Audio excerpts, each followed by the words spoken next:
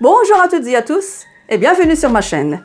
Aujourd'hui, je vais vous préparer deux salades ou deux entrées. Ça sera juste impeccable pour la fête de la fin de l'année. Les deux salades seront le hummus et une salade aux betteraves. C'est vraiment très bonne les deux recettes à déguster. C'est fait maison, sans prise de tête et c'est vraiment facile à faire. Restez avec moi jusqu'à la fin de la vidéo. Je vais vous présenter toutes les étapes de A jusqu'à Z et vous allez voir que c'est facile à faire et que tout le monde, que ce soit débutant ou débutante, peut bien le faire. Restez avec moi comme j'ai dit jusqu'à la fin de la vidéo. Je vous remercie d'avance. Pour les gens qui ne sont pas encore abonnés, n'hésitez pas de cliquer sur le bouton rouge. Bien gentil, merci, c'est bien ça. Et cliquez en même temps sur la cloche pour recevoir les notifications chaque fois que je poste une nouvelle vidéo. Et on passe aux étapes suivantes.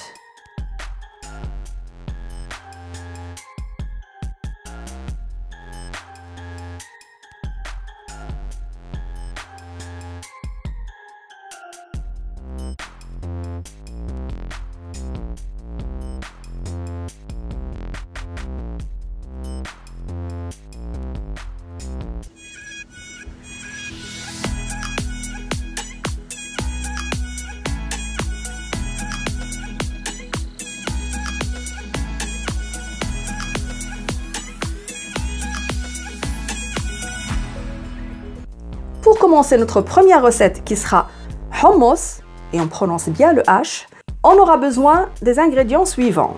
150 g de pois chiches pré-cuits en bocal. J'ai pesé 150 g après avoir retiré la peau. 50 g de purée de sésame, ce qu'on appelle tahini, comme vous voyez. 20 g d'huile d'olive, 2 gousses d'ail râpées, 15 g de jus de citron, 35 g d'eau, du sel, paprika doux, za'atar. Za'atar, c'est un mélange d'épices du Moyen-Orient. C'est un mélange d'épices très parfumé et non piquant. Et on aura besoin d'un peu de l'huile d'olive ou l'huile d'argan si vous en avez. Si vous n'avez pas, comme moi, c'est pas grave, on peut utiliser que l'huile d'olive. Dans le bol du mixeur, j'ai mis le pois chiche d'abord. Après, on rajoute l'ail râpé, le tahini, l'huile d'olive, le jus de citron, une cuillère et demie, l'eau. Le sel, il ne faut pas le rajouter tout de suite, on attend jusqu'à la fin. On va mixer jusqu'à ce qu'on obtiendra un mélange bien lisse et homogène.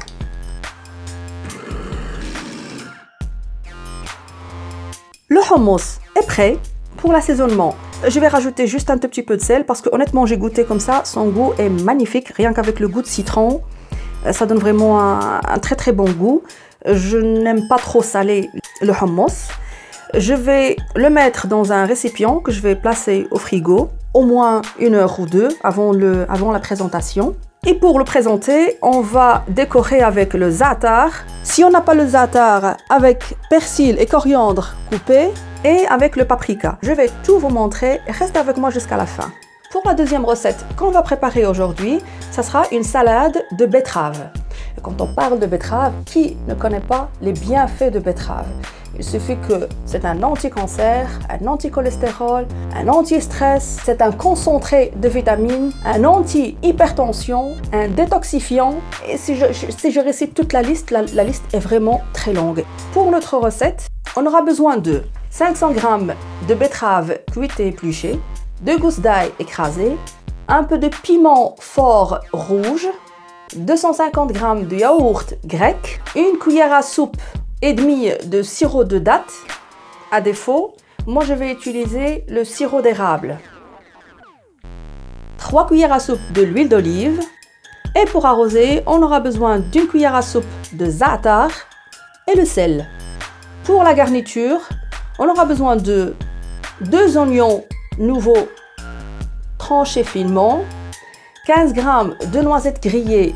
Pour moi, j'aime bien utiliser pour cette recette le pignon de pain, mais c'est à vous de mettre ce que vous voulez pour la garniture. Et 60 g de fromage de chèvre, tendre émietté.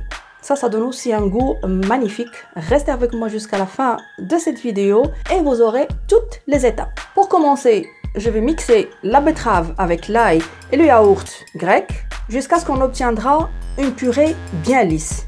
On rajoute le yaourt, on rajoute les gousses d'ail et je mixe tout.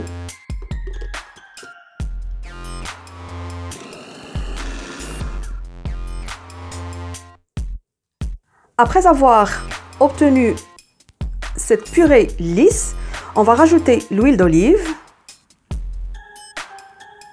On rajoute le sel. Moi, je vais mettre juste un tout petit peu. L'assaisonnement, ça reste après à vous de assaisonner comme vous voulez. Za'atar. Je rajoute une cuillère à soupe de sirop d'érable.